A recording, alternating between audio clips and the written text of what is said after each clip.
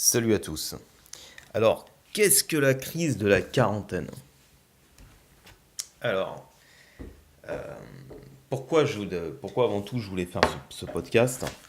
Parce que moi-même, j'approche tout doucement de la quarantaine et je me suis aperçu de certaines choses qui peuvent peut-être être utiles à d'autres. Donc pourquoi pas.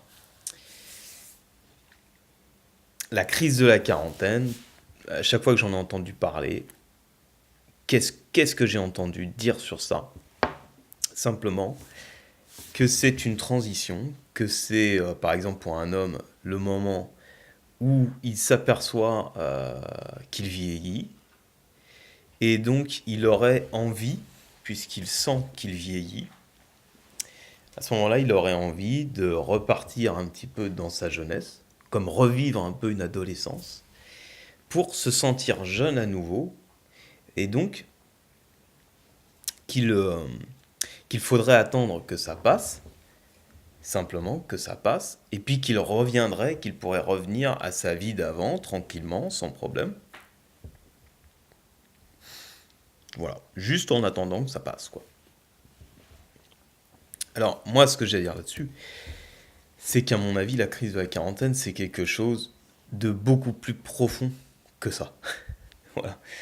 Et pourquoi? Parce que je le ressens aussi, et je pense que c'est beaucoup plus profond que ça.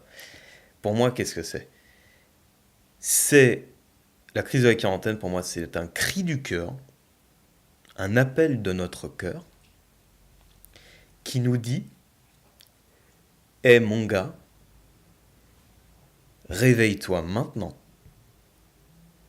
parce que t'as qu'une vie, et si tu ne fais pas les choix maintenant, passé tes 40 ans, tu ne les feras plus jamais.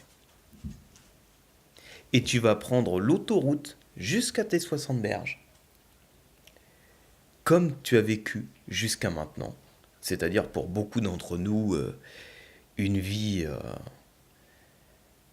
qui n'en est pas vraiment une, quoi. Une vie avec des simulations médiocres, on va dire, quoi. Donc voilà, après ça c'est les détails, tout le monde n'a pas une vie médiocre, c'est pas ce que je veux dire. Ce que je veux dire, c'est que pour beaucoup d'entre nous, beaucoup d'hommes en tout cas, nous n'avons pas la vie qu'il nous faudrait en tant qu'hommes. Bon, ça c'est un autre débat. Mais globalement, on est en prison au travail, on est en prison chez nous avec une femme qui nous tient. Bon, ça c'est un autre sujet de podcast pour le coup. Mais il y a une chose qui est sûre, c'est que c'est un cri du cœur, c'est un appel du cœur qui nous dit: réveille-toi, mon pote, c'est maintenant ou jamais. Sinon, tu prends l'autoroute jusqu'à tes 60 berges et t'as qu'une seule vie. Alors, quand on nous dit que la crise de la quarantaine, voilà, c'est juste un truc qu'il faut que ça passe, qu'on a, qu'on se sent vieillir, oui, d'accord, mais c'est pas que ça. C'est vraiment un moment charnière où tout ce qu'on a rêvé de faire dans notre vie, tout ce qu'il y a au fond de nous profondément, tout ce désir de vivre cette énergie vitale dont on ne s'est pas servi, qu'on a vécu en pilotage automatique, qu'on a vécu la tête dans le guidon et puis qu'on a fait comme il fallait faire parce que tout le monde fait comme ça. À ce moment précis, notre cœur nous dit: c'est maintenant ou jamais. Parce que sinon tu vas continuer comme tu as fait jusqu'à présent et ensuite tu mourras.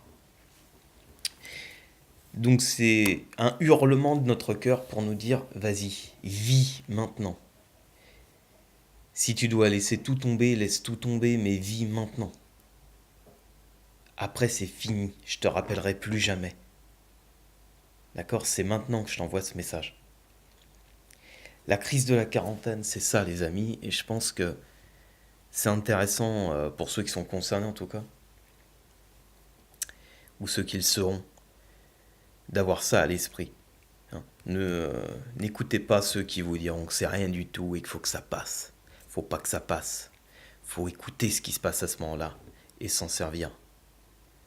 Parce que c'est la seule et unique la dernière fois que notre cœur nous donnera cette information-là.